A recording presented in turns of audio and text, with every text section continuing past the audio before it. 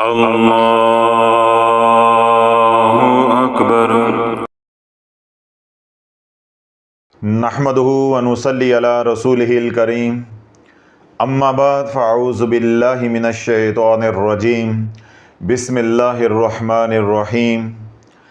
خالق کائنات و مالک روز محشر اللہ رب العزت قرآن مجید فرقان حمید میں ارشاد فرماتا ہے، ان اللہ و ملائکتہ یصلون علی النبی یا ایھا الذین آمنوا صلوا علیہ وسلموا تسلیما۔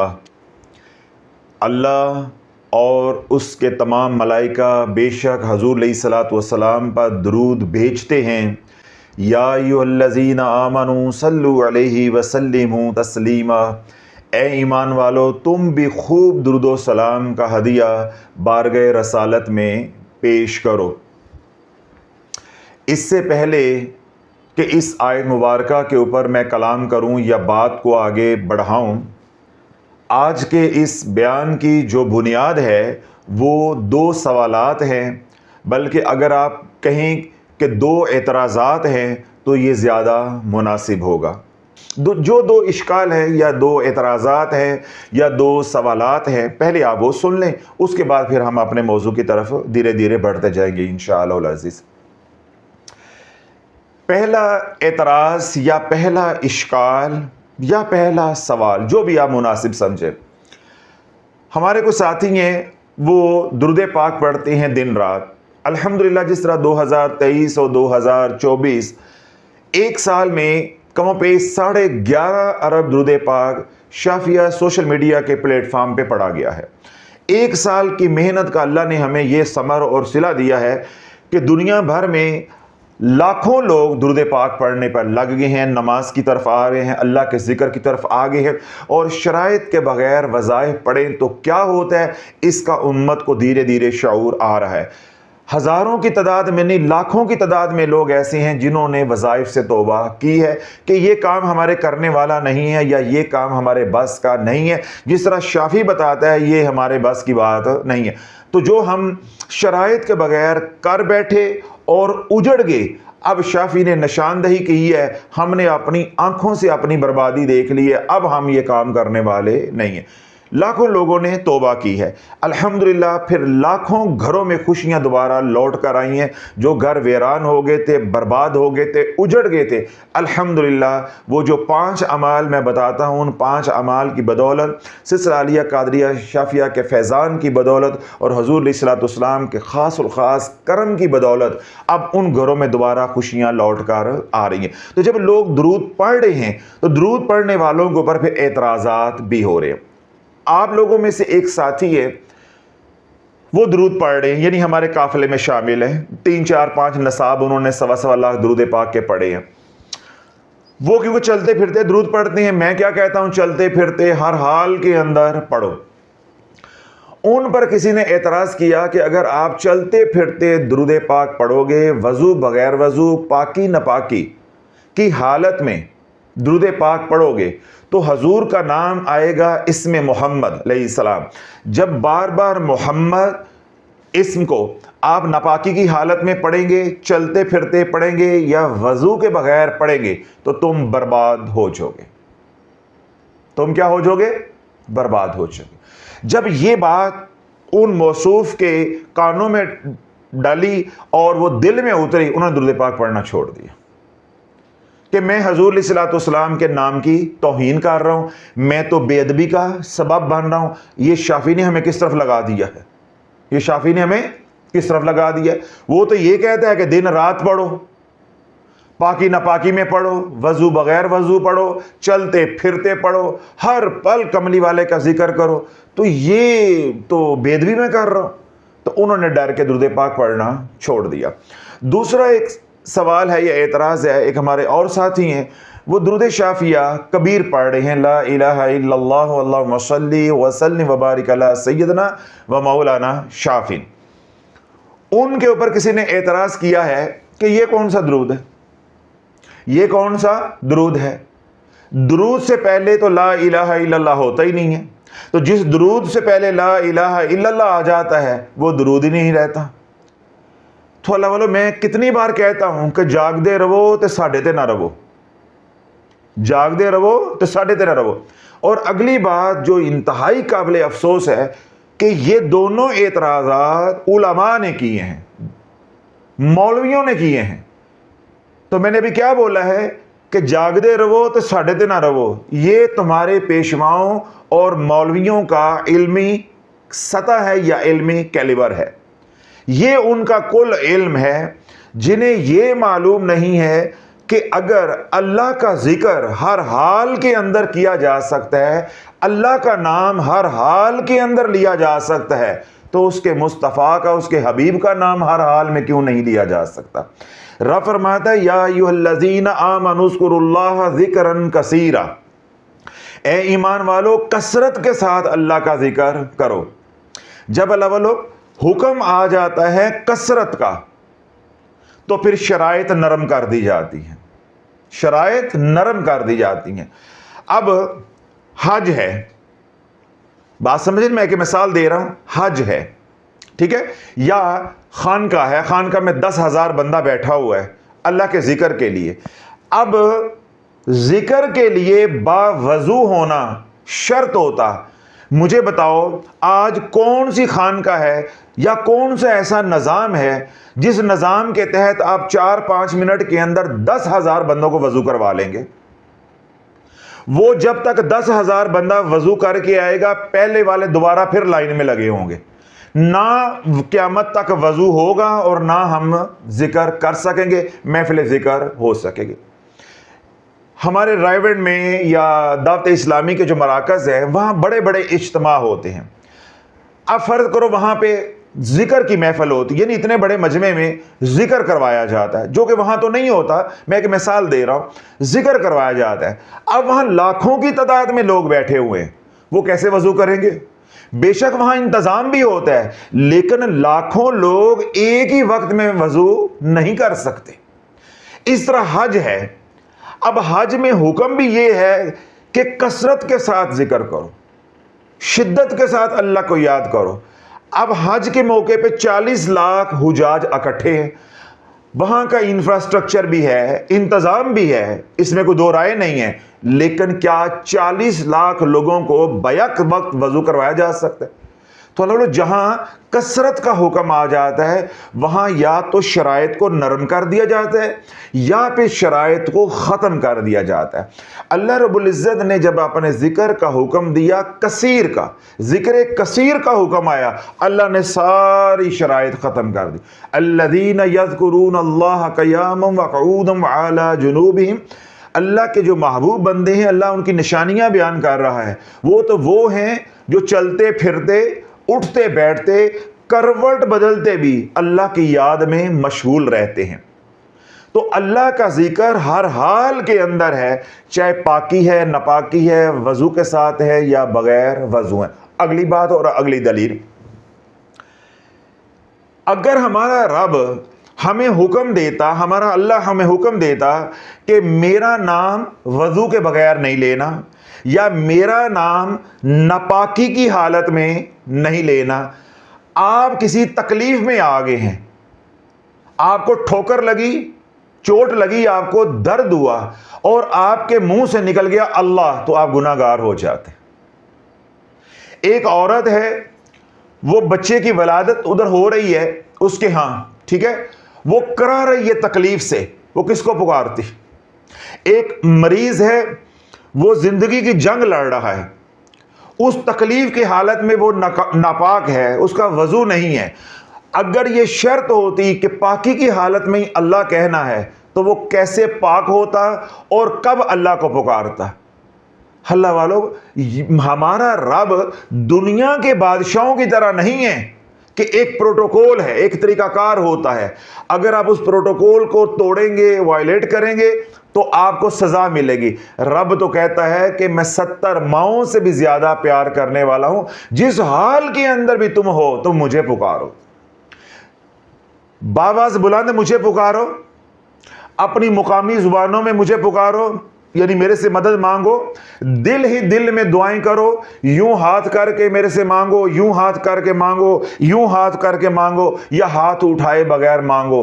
पाकी है नापाकी उस हाल में मांगो, वजू के साथ तो बगैर वजू उस हाल में मुझसे मांगो, या मेरा जिक्र करो चलते फिरते जिस हाल के अंदर भी हो। वज़्कुरुल्लाह कसीरन लअल्लकुम तुफ्लिहून, कसरत के साथ अल्लाह का जिक्र करो ताकि तुम कामयाब हो जो। रब ये हुक्म दे रहा है कि मैंने कोई शर्त नहीं लगाई, जिस हाल के अंदर भी तुम हो तुम बस अल्लाह अल्लाह किए जाओ, अल्लाह अल्लाह किए जाओ। अगली बात और आखिरी बात, अल्लाह का मकाम ज्यादा है या अल्लाह के हबीब का मकाम ज्यादा है? अल्लाह का मकाम ज्यादा है।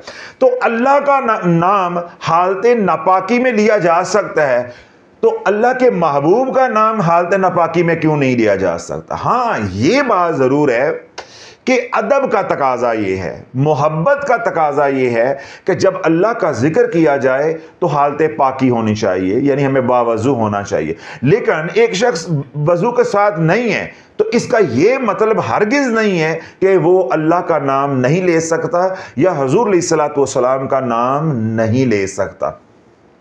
जिन लोगों ने या जिन बुजुर्गों ने थोड़ी सी सख्ती की है कि हुजूर अलैहिस्सलातु वस्सलाम का जब नाम आए तो आपको पाक होना ज़रूरी है, आपको बावजू होना ज़रूरी है, उनका जो स्कूल ऑफ थॉट है या उनका जो मौक़िफ़ है उसको एक तरफ कर दे। अब मेरी बात सुने, एक औरत है, वो हैज़ के साथ है, अयाम शुरू हो गए। अब औरतों के अयाम 3 दिन से लेकर 10 दिन तक चलते हैं। अब मुझे बताओ, एक औरत 10 दिन अपने कमली वाले का नाम ही नहीं ले सकती तो वो कैसे रहमत लिल आलमीन हुए? हालांकि बाज लोगों ने ऐसी सख्तियां अपने ऊपर लगाई हैं या की हैं या पाबंदियां लगाई हैं, फिर जो उनके पैरोकार थे वो भी उसी तरह के मुतशद्दद हो गए, शिद्दत पसंद हो गए, इंतहा पसंद की तरफ चले गए। मैंने आपसे एक सादा सा सवाल किया है, एक बंदी है, उम्मती है, उसने हुजूर का कलमा पढ़ा है, वो 10 दिन के लिए नापाक है, या उसने बच्चे को जन्म दिया है 40 दिन बाद के हैं और 15-20 दिन पहले से नापाकी बहुत ज्यादा शुरू हो जाती है, वो 2 महीने अल्लाह अल्लाह नहीं कर सकती, वो 2 महीने कमली वाले का नाम ही नहीं ले सकती। फिर मुझे बताओ कि उन 2-2.5 महीनों में उस खातून ने, उस बेटी ने अल्लाह को नहीं पुकारना या कमली वाले पे दरूद नहीं पढ़ना तो मदद किससे लेगी? क्या हमारी मत मारी गई है? समझ से बाला तारे हम कौन सा दीन नौजवान नस्ल को या उम्मत को पहुंचा रहे हैं?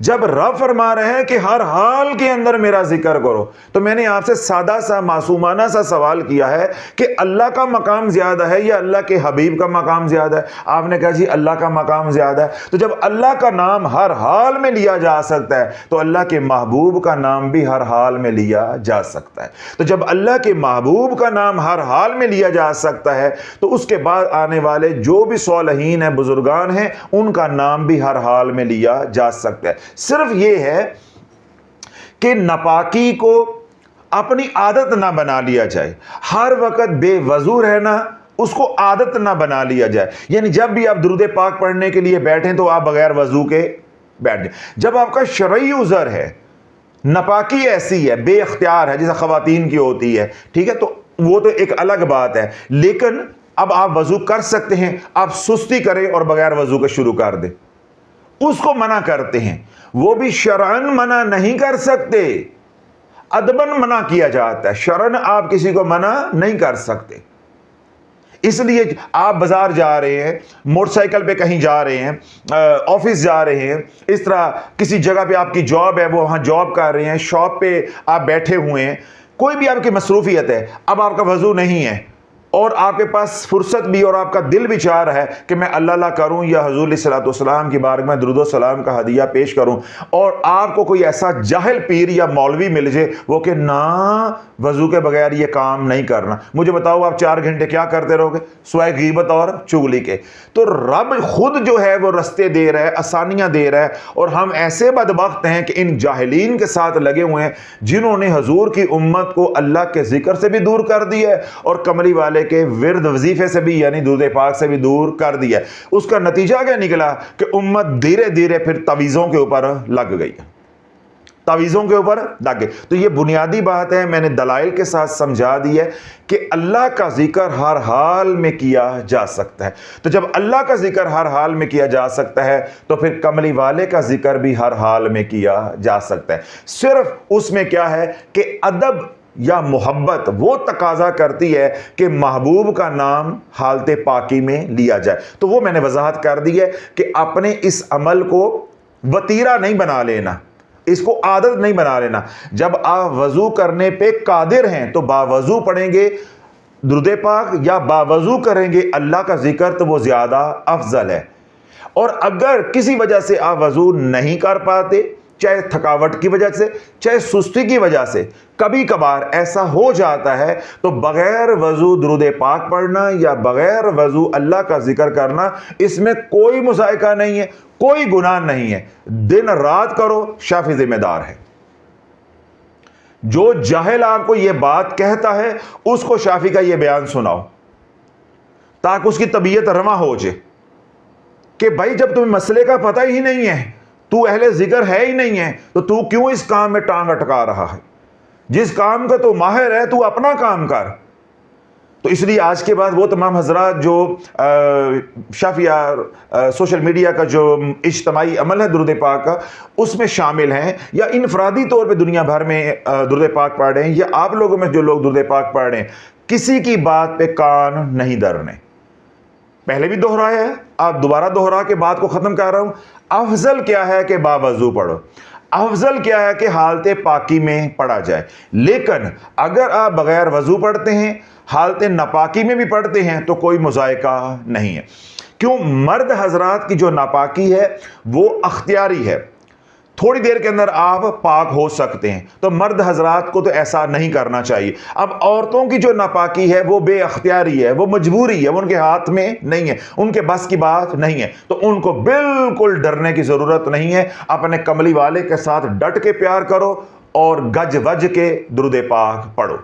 इन मौलवियों को इनके हाल पे छोड़ दो। क्यों? इन्होंने ना खुद पढ़ना है और ना तुम्हें पढ़ने देना है। ये पहला इश्काल था या पहला एतराज़ था या सवाल था, उसका मैंने जवाब दे दिया। और दूसरा इश्काल या एतराज़ था कि ला इलाहा इल्लल्लाह अल्लाहुम्मा सल्ली व सल्लिम व बारिक अला सय्यिदना व मौलाना शाफी।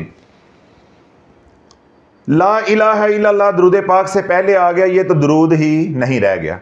थोड़ा सा पीछे जाएं 4 या 5 महीने, उस वक़्त एक एतराज़ आया था कि ये शाफी ने नया काम शुरू कर दिया है कि ये दुरूद के साथ इस्तिग़फ़ार को जोड़ता है। ये कहाँ से आ गया? ये कहाँ से आ गया? तो शाफी ने एक ही गोली दी तुम्मे की, उसके बाद आज 5-6 महीने हो गए सुकून.com है। कौन सी गोली दी थी? तुम्मे की। तो अगर एक तुम्मा हो तो वो तुम्मा कहलाता है, अगर तुम्मे के साथ एक तुम्मा और मिला दिया जाए यानी डबल डोज कर दी जाए, उसे कोड़ तुम्मा कहते हैं। तो आज मैं डोज दे रहा हूं कोड़ तुम्मे की, ताकि हमेशा के लिए दरवाज़ा बंद हो जाए। तुम्मे की पुड़ी मैंने ये दी थी, यानी सिंगल डोज मैंने ये दी थी कि अगर तूने कभी नमाज पढ़ी होती, नमाज में जो तू पढ़ता है उस पर गौर किया होता, तो कभी भी कमली वाले पे दरूद पढ़ना और उसके साथ इस्तिग़फ़ार करना एतराज़ ना करता। उसकी मैं दलील क्या दी थी?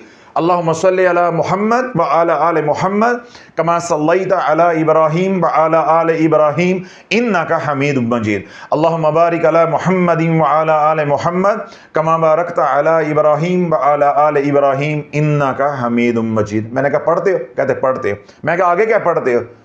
रब्बि जअलनी मुकीमस सलाती व मिन ज़ुर्रियती रब्बना व तक़ब्बल दुआ। मैं कहा आगे क्या पढ़ते हो? रब्बना ग़फ़िर ली। मैं कहा ये क्या है? चुप। मैं कहा ये क्या है? चुप। रब्बना ग़फ़िर ली, ए रब, ए पालने वाले, मेरी मग़फ़रत फरमा दे, मुझे माफ़ फरमा दे। तो जो नमाज पढ़ते हो, जो अल्लाह ने तरीका अपने महबूब अलैहिस्सलातु वस्सलाम के ज़रिए हमें अता किया है, सिखलाया है, रब खुद दुरूद के साथ इस्तिग़फ़ार जोड़ा है कि पहले दुआए रहमत, दुआए रहमत है ना, पहले दुआए रहमत मेरे महबूब के लिए करो, उसके बाद दुआए बख्शिश अपने लिए करो। तो चुप, मुंह जो है वो लटक गया। 11:55 उसके ऊपर बजे हुए थे, यानी पूरे 12 बजने वाले थे। इतनी बात मैंने की। मैंने कहा कभी नमाज पढ़ी हो और नमाज में जो पढ़ते हो उसके ऊपर गौर किया हो? रब खुद तरीका सिखा रहा है कि पहले मेरे महबूब के लिए दुआ करो, बुलंदी दर्जात के लिए, रहमत की दुआ करो, फिर साथ ही जब मेरी रहमत जोश में हो अपनी बख्शिश भी मांग लेना, रब्बना गफिरली। फिर रब ने यहां भी नहीं रोका, मैं तो सिर्फ कहता हूं अस्तगफिरुल्लाह। तो रब ने क्या सिखाया है? रब्बना गफिरली वलिवालिदैया वलिल मुमिनीना यौमा यक़ूमुल हिसाब। मेरे रब ने तो रहमत को इतना वसी कर दिया है, मैं तो सिर्फ अपनी बात कर रहा हूं। यानी जिस तरह आप पढ़ते हो सल्लल्लाहु अला मुहम्मद अस्तगफिरुल्लाह, आप तो अपनी बख्शिश मांगते हो, और अल्लाह ने तो मोगे खोल दिए हैं, अपनी नहीं सिर्फ मांगो, वालिदैन के लिए भी मांगो और तमाम मोमिनीन के लिए भी मांगो। तो अल्लाह पे एतराज करो जाके, मेरे पे एतराज क्यों करते हो? खलास, अब ये डंग निकल गया, यानी अब सल्लल्लाहु अला मुहम्मद अस्तगफिरुल्लाह पढ़ना जायज हो गया, या सल्लल्लाहु अलैहि वसल्लम अल्लाहुम्मा अग़फिरली, ठीक है, अल्लाहुम्मा अग़फिरली रब्बना अग़फिरली, ठीक है, ये पढ़ना जायज हो गया, बात खत्म हो गई। आज एतराज क्या आया है कि दुरूद से पहले ला इलाहा इल्लल्लाह पढ़ना ठीक नहीं है, ये ठीक नहीं है। और अगली बात जो आप सुन के कांप जाएंगे और शर्म से मर जाएंगे कि उम्मत इतनी जाहिल हो चुकी है, वो क्या है कि ला इलाहा इल्लल्लाह अगर दुरूद से पहले लगाया जाए तो ये शिर्क हो जाता है। किथे जावां ते मंजी किथे डावां, 10 बार ये सवाल आया है, मैं इसका जवाब नहीं देना चाह रहा था, बार बार बार बार बार बार आज मैं जिसे कहते हैं कि मजबूर हो के जलील हो के आपके सामने ये बात की है कि उम्मत के ऐब बयान करना मिंबर पे बैठ के मेरा मकसूद नहीं है, हमारा इस्लाह मकसूद होता है। लेकिन इस दर्जे की जहालत है, अगर ला इलाहा इल्लल्लाह कहना जो है वो तौहीद नहीं है, वो शिर्क है, तो फिर तौहीद क्या है? अब वो क्या कह रहे हैं कि ला इलाहा इल्लल्लाह उसके बाद हुजूर का जिक्र नहीं होना चाहिए। बदबख्ता तूने कलमा नहीं पढ़ा, ला इलाहा इल्लल्लाह मुहम्मदुर रसूलुल्लाह, तुझे पहला कलमा भी नहीं आता। जो दुरूद शाफिया है जो हम पढ़ रहे हैं, सिर्फ उसमें हजूर का जो जाती नाम है मोहम्मद वो निकाल दो, वहां पे सिफाती नाम शाफिन लगा दो, मुस्तफ़ा लगा दो, मुजतबा लगा दो, हामिद लगा दो, महमूद लगा दो, अहमद लगा दो, वो तो सिफाती नाम है, बात नाम की नहीं है। ये जो कलमा है ला इलाहा इल्लल्लाह मुहम्मदुर रसूलुल्लाह, ये दुरूद भी साथ है। जब कहते हो मुहम्मदुर रसूलुल्लाह तो पढ़ते नहीं सल्लल्लाहु अलैहि वसल्लम, हजूर का नाम भी आ गया और ला इलाहा इल्लल्लाह भी आ गया। अब वो क्या कह रहे हैं कि हुजूर के नाम के साथ ला इलाहा इल्लल्लाह नहीं आ सकता, दुरूद के साथ ला इलाहा इल्लल्लाह नहीं आ सकता, ये शिर्क हो जाता है। ये कैलिबर है, ये कैलिबर है, ये इल्मी सतह है। ला इलाहा इल्लल्लाह मुहम्मदुर रसूलुल्लाह सल्लल्लाहु अलैहि वसल्लम यूं ही पढ़ते हैं ना, यूं ही पढ़ते हैं। अब मुझे बताओ ये शिर्क है? ला इलाहा इल्लल्लाह ये तौहीद है, मुहम्मदुर रसूलुल्लाह ये रसालत है, नबूवत और रसालत की गवाही है। आगे हम कहते हैं सल्लल्लाहु अलैहि वसल्लम, क्यों? जब हजूर का नाम आ जाएगा तो दुरूद पढ़ना वाजिब हो जाता है। तो वो अल्लाह के हुक्म की हम तामील करते हैं, जब सरकार का नाम आता है तो आगे हम सांस तोड़ के कहते हैं सल्लल्लाहु अलैहि वसल्लम। इससे अंदाज़ा लगाएं कि जो माँ ने गोद में कलमा पढ़ाया कभी उस कलमे पे भी गौर नहीं की, कलमे पे भी गौर नहीं। यानी तू इस पे एतराज कर रहा है ला इलाहा इल्लल्लाह अल्लाहुम्मा सल्ली व सल्लिम व बारिक अला सय्यिदना व मौलाना शाफिन। अब शाफिन की जगह पे मैं लगा देता हूं इसमें ज़ात मोहम्मद। अब ये क्या बन जाएगा? ला इलाहा इल्लल्लाह अल्लाहुम्मा सल्ली व सल्लिम व बारिक अला सय्यिदना व मौलाना मोहम्मद। तो अब आप कलमा पढ़ो, ला इलाहा इल्लल्लाह मुहम्मदुर रसूलुल्लाह सल्लल्लाहु अलैहि वसल्लम। अब इन दोनों में कोई फर्क रह गया? सारा मजमून वही बन गया है। तो इसका मतलब है कि इन लोगों ने कलमा भी माज़अल्लाह नहीं पढ़ा। एक बात होगी। अब आओ दोबारा नमाज में, अत्तहियातु लिल्लाहि वस्सलावातु वत्तय्यिबातु अस्सलामु अलैका अय्युहन नबी व रहमतुल्लाहि व बरकातुहू। अस्सलामु अलैना व अला इबादिल्लाहि स्वालिहीन, अशहदु अल्ला इलाहा इल्लल्लाह व अशहदु अन्ना मुहम्मदन अब्दुहु व रसूलुहु। ये क्या है? अल्लाह महबूब के ऊपर दरूद पढ़वाने से पहले या महबूब के लिए दुआए रहमत करवाने से पहले ला इलाहा इल्लल्लाह की गवाही दिलवा रहा है। उसके बाद रब कहता है कि पहले अपनी जुबान को पाक कर ले ला इलाहा इल्लल्लाह पढ़ के, ताकि तेरे मैं सारे गुनाह माफ कर दूं, मेरी तौहीद को भी बयान कर दे, मेरे महबूब की नबूवत और रिसालत की भी गवाही दे दे। अब बुलंदी दर्जात के लिए दुआए रहमत कर, अल्लाहुम्मा सल्ली अला मुहम्मद व अला आले मुहम्मद कमा सल्लैता अला इब्राहीम व अला आले इब्राहीम इन्नका हमीदुम मजीद, अल्लाहुम्मा बारिक अला मुहम्मदिन व अला आले मुहम्मद कमा बारकता अला इब्राहीम व अला आले इब्राहीम इन्नका हमीदुम मजीद। या अल्लाह मैंने कर ली, मैंने तौहीद की गवाही भी दे दी, नबूवत और रिसालत की गवाही भी दे दी, तेरे महबूब के लिए बुलंदी दर्जात की दुआ भी कर दी, दुआ रहमत भी कर दी। ऐ अल्लाह अब मैं क्या करूं? अब तो पढ़ रब्बना गफिरली वली वालिदैया वलिल मुमिनीना यौम यक़ूमुल हिसाब। अब अपनी भी बख्शिश मांग ले, अपने वालिदैन की भी मांग ले, और तमाम मुमिनीन के लिए भी मेरे से खैरात मांग ले। रब खुद सिखा रहा है, मगर हमने सीखना ही नहीं है। हमने तो जाहिल पीरों के पीछे चलना है, जाहिल पीरों के पीछे चलना है। मैंने दो दलीलें दी हैं या दो दलाइल दिए हैं कि कलमे के ऊपर भी गौर किया होता तो कभी भी दुरूद शाफिया कबीर के ऊपर एतराज ना होता। भाई ला इलाहा इल्लल्लाह वो एक अलग मजमून है, मुहम्मदुर रसूलुल्लाह ये मुकम्मल एक अलग मजमून है। जब अल्लाह ने अपने महबूब का नाम अपने नाम के साथ जोड़ा है तो बदबख्ता तेरे पेट में मरोड़ क्यों उठ रहे हैं?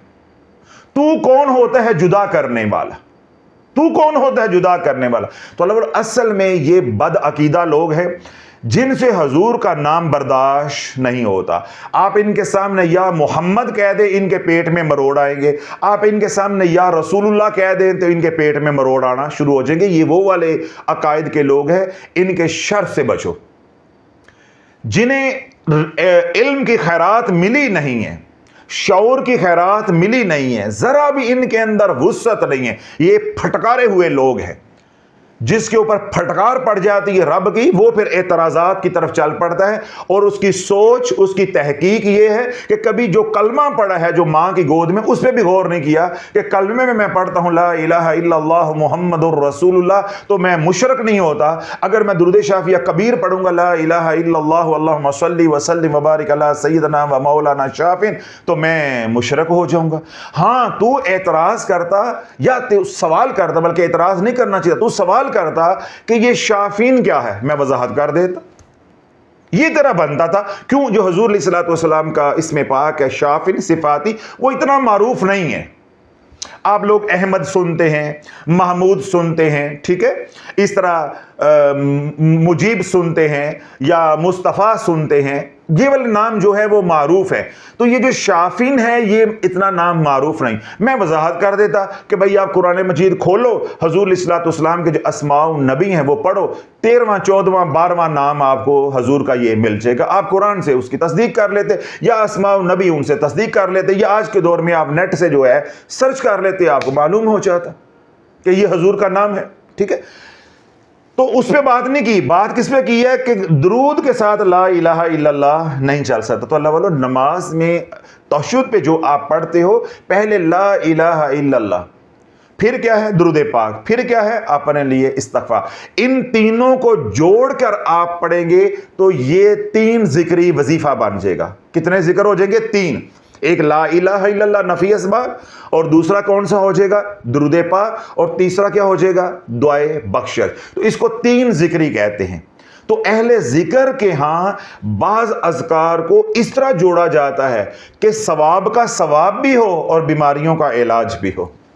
जिस तरह हमारे सिलसिले का जो अमल है यानी खिजरी अमल, उसकी कंपोजिशन या उसकी केमिस्ट्री इस तरह की है कि जब हम उसको पढ़ते हैं उसकी सूरतों को इस तरीके के साथ हार्मोनाइज किया गया है, जोड़ा गया है कि वो बैक वक्त हसार भी है और वो इलाज भी है।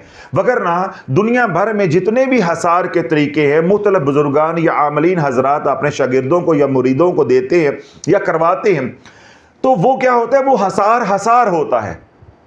آگے آپ کو جادو کی کاٹ کے لیے، جادو کا علاج کے لیے، یا کسی کا علاج کر رہے ہیں تو اس کے لیے، پلٹ رہے ہیں تو اس کے لیے، ٹھیک ہے، آپ کو الگ سے پڑھائی کرنی پڑتی ہے. لیکن ہمارے اوپر کرم کیا ہے؟ ہمیں جو خضری عمل عطا کیا گیا ہے اس کی کمپوزیشن اس طرح کی ہے، اس کی کیمسٹری اس طرح کی ہے کہ آپ ایک دفعہ حسار کر لیتے ہیں تو پھر علاج کی ضرورت نہیں ہے. وہ حسار بھی ہے اور وہ علاج بھی ہے.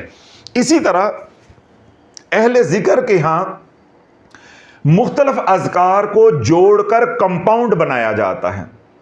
مختلف اذکار کو جوڑ کر کیا کیا جاتا ہے؟ مرکب، کمپاؤنڈ، یعنی اذکار کا مرکب، اذکار کا کمپاؤنڈ بنایا جاتا ہے تاکہ اگر کوئی شخص اس کو پڑھ لے، اللہ کا ذکر بھی ہو جائے، حضور کا ذکر بھی ہو جائے، اور اس کے اوپر جو بلائیں ہیں، مصیبتیں ہیں، وہ بھی دور ہو جائیں، اور جو اس کی حاجتیں ہیں وہ بھی پوری ہو جائیں. تو بسا اوقات بزرگان ایسا کمپاؤنڈ بنا کے اہل ذکر کو دیتے ہیں تاکہ الگ الگ کرنے کی بجائے ایک ہی حلے میں سارے کام ہو جائے. تو علامہ درود شافیہ کبیر ان اذکار میں سے ایک ذکر ہے کہ جب آپ پڑھتے ہو لا الہ الا اللہ، آپ کا نفی اسبات بھی ہوتا جاتا ہے. اور اللہم صلی وسلم وبارک علی سیدنا و مولانا شافی، آپ حضور کے لیے دعائے رحمت بھی، دعائے برکت بھی اور دعائے سلامتی بھی کیے جا رہے ہو. تینوں دعائیں کیے جا رہے ہو. اللہ کیا فرماتا ہے؟ یا ایھا الذین آمنوا صلوا علیہ وسلموا تسلیما. سمجھ آگئی بات؟